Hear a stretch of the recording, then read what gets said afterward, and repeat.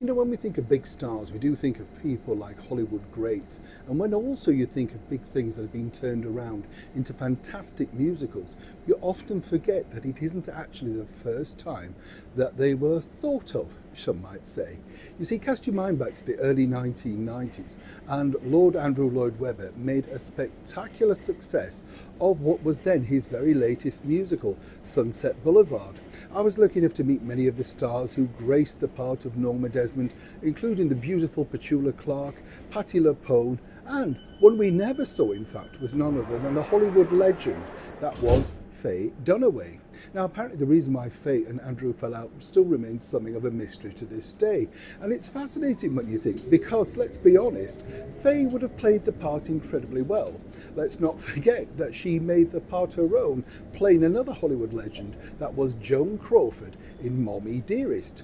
But way back in 1950, as we know, there was already a star making huge waves. That was, of course, the wonderful silent screen actress, Gloria Swanson, who made the part her own in Billy Wilder's epic Sunset Boulevard.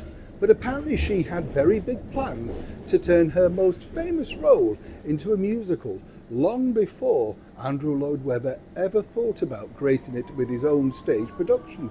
So what went wrong? Morning, Neil Sean here in the very heart of London, on literally London's underground. Travelling, you see, I keep working even when we're moving between jobs, as it were. You've got to keep working, haven't you? Are you all right?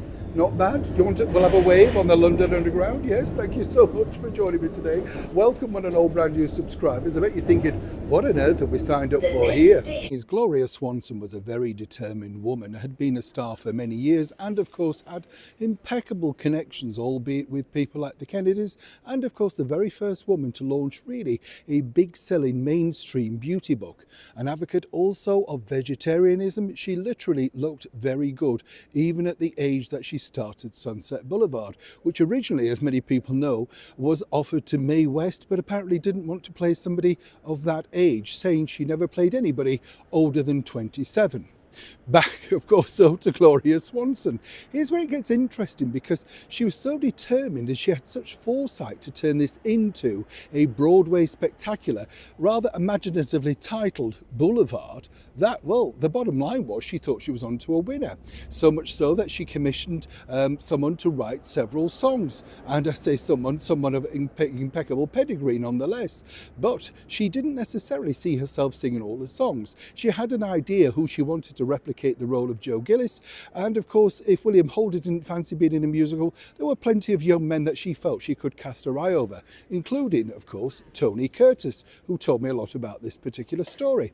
Now, more interestingly, she got that far and literally was looking at investors, came over here to London to appear on a mega TV show called In Town Tonight, and things were looking really rosy.